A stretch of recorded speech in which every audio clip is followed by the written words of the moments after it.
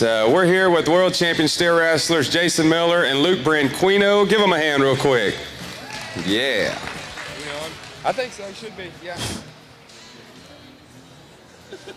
How you guys doing?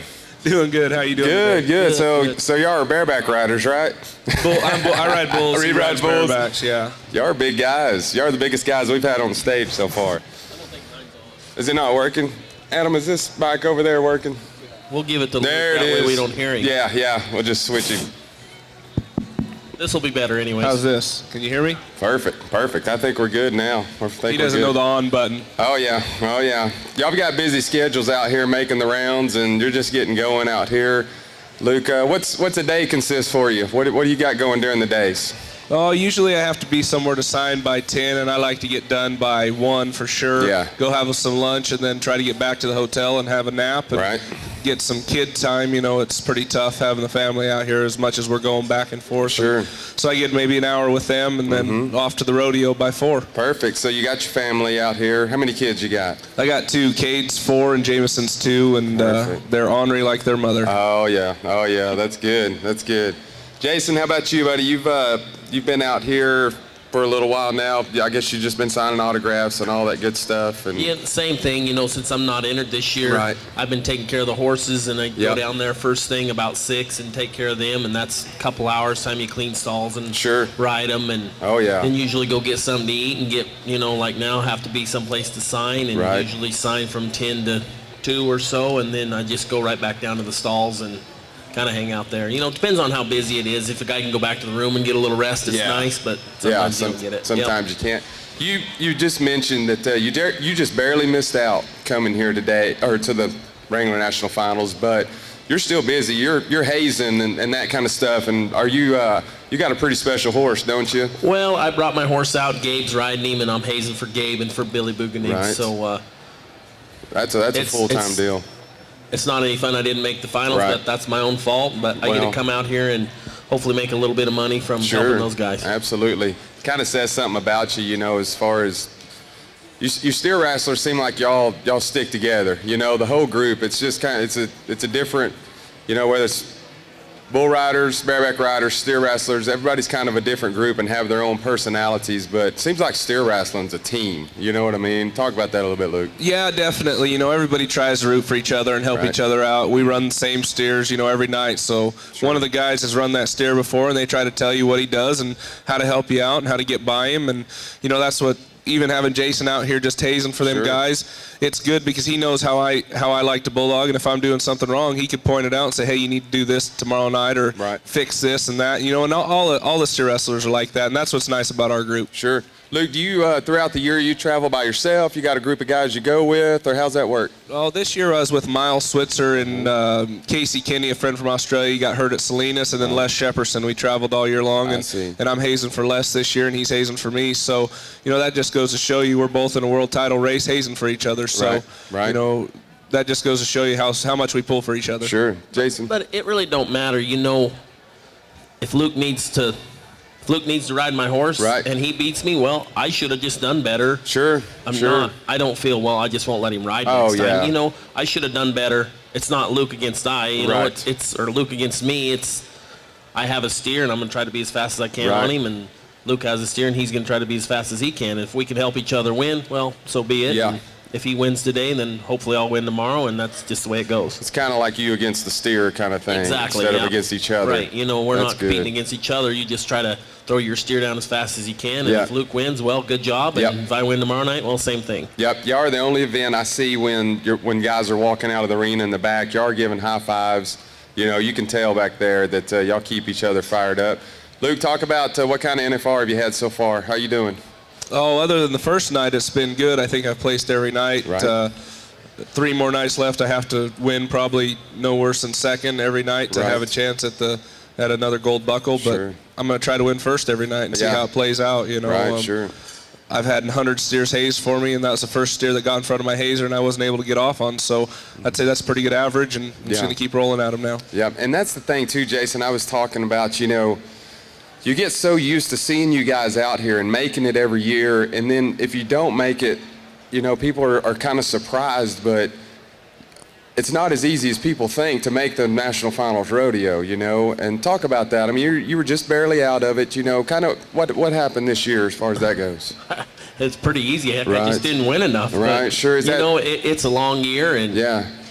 As Luke struggled more than he ever has in his whole career. He didn't win much until March. Yeah. And that for Luke, he usually has the finals made after the winter rodeos. Right. He could go home if he wants to. Sure. Guys just kind of go through a little spell where you don't win much, and it, like I said, is nobody's fault but my own. I should have just done better or tried harder, practiced more, switched something, done something, and it doesn't matter if you miss it by $5 or $5,000. You're still, when they added up, 16th. And yeah, and that's the thing too. I noticed in the steer wrestling is, your horse can work good, you can score good, and you go out there, you get your steer, and he dog falls, and falls the other way. I mean, it's just so easily kind of reminds me of the steer tripping or something like that. There's just that steer's got a lot to do. You've got a good run set up, but talk about that a little bit. If he falls wrong, that can affect you. I know Luke and I are the same way.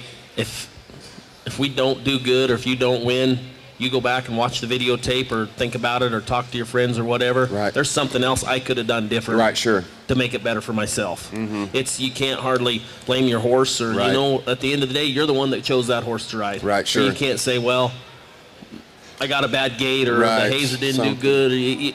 You set yourself up to do all this stuff. And if you make a bad run, it's your fault. You need to fix it yourself. If the steer dog falls, well, you did something wrong. Was late to his nose or something. So there's something there to that. It's not always just the steer as far as you might not be able to win first on every single steer, but you should be able to make every single steer hit on the middle of their back. And if you don't win nothing, well, you got a good start, made a good run. We'll just come back tomorrow night and see what we can do. I'm a teamer. I'm fixing to ask a dumb question here. If the steer dog falls and goes the other way, you've got to flip him back over. You can't just turn his head and then all of a sudden he's laying down for you. Does that make sense? No, you can.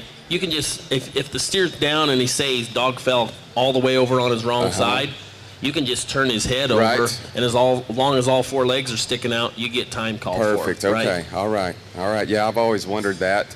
Luke, you've won, to make it here, you had to win some big rodeos this year. What's one sticks out to you, throughout the year?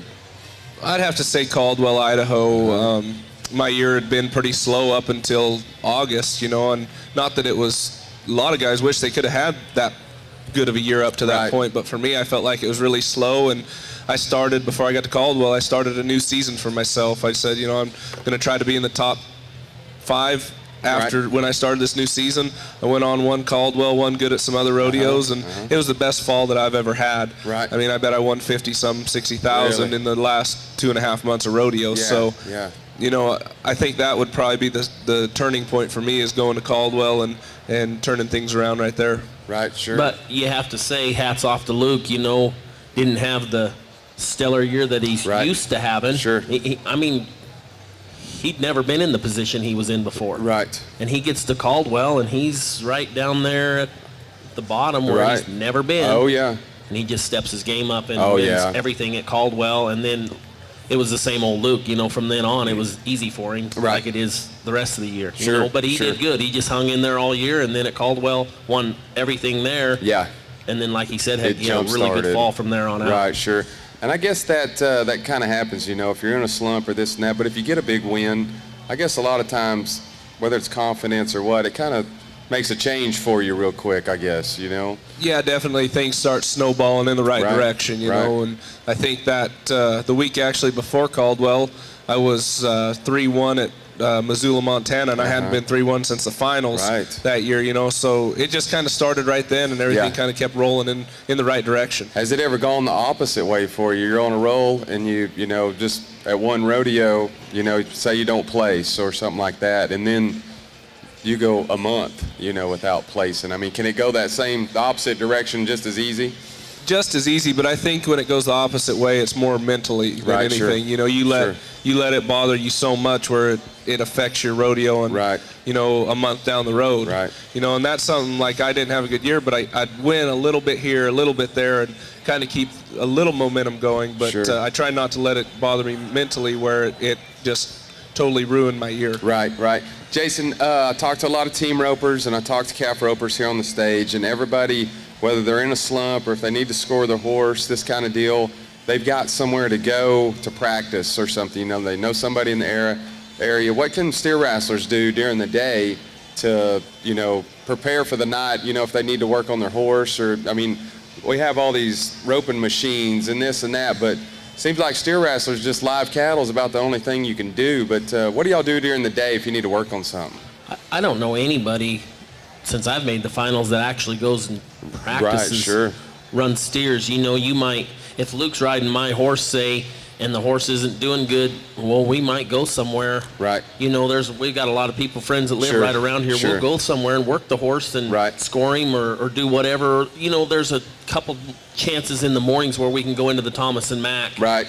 And work your horse a little bit if things through the barrier or are going south. But, you know, just to go run steers, I don't know, bulldoggers, I guess maybe, or I know Luke and I are a little particular about, you just don't want to show up someplace where you don't know the setup, you don't know the boxes might be wide and you're not going to get good goes, or the ground deep, or, you know, I guess we're a little picky about just showing up anywhere and running steers. Right. You know, you can show up anywhere and work your horse, but But you know, you don't want to show up and the boxes be wide and it's making things worse for your horse, and then the ground's not good, and you went to maybe try to fix something and end up tweaking your knee or hurting your ankle, and then you really got a problem. Right, sure.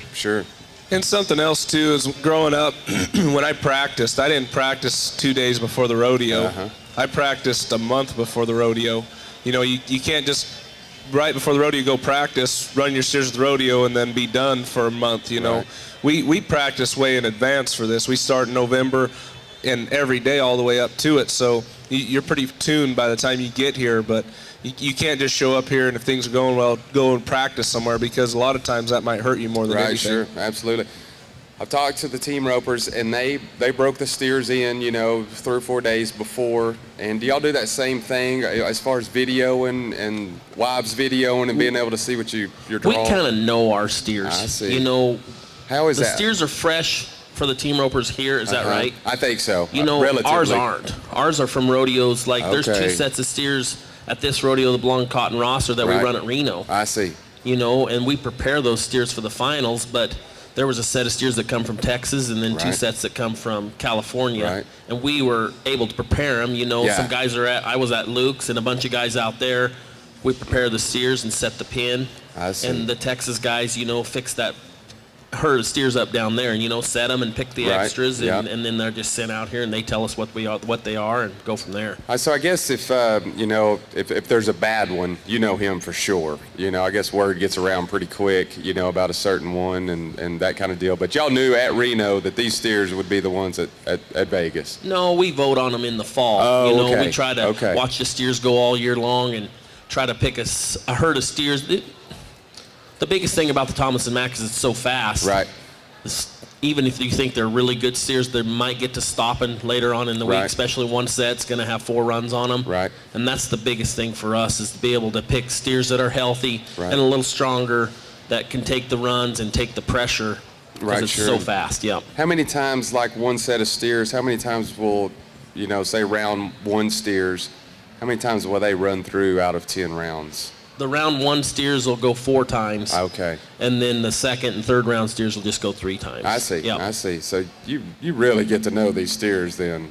Yeah, and when we had them at the house getting them ready, before we sent them here, we videoed every steer that was coming. So, you know, it's not like we have an advantage over the guys that weren't there. We showed them the last run we put on the steer, so they kind of knew what they were before they had to run them. Right, sure. You know, and they have all them runs videoed, and for the steers that come from California, everybody just goes over to Luke's bus before the bulldogging, and he's got the runs set up there, and you know, here the door's open, go on in and watch the video and whatever. That's the hub right there, the steer wrestling. For sure. Yeah, but Luke, how's your horse working? Any horse changes this week or anything? You happy with your horse? No, Gunner's doing great like usual. You know, Billy Buchanig and I are riding him, and for 21-year-old horse, you can't beat him. You know, this is kind of his building and his setup. He loves working here. In fact, when we ride up from the stalls, as soon as we get to the warm-up arena, he starts jogging. Oh yeah, he starts trotting up to the warm-up arena. So he knows his deal. Yeah.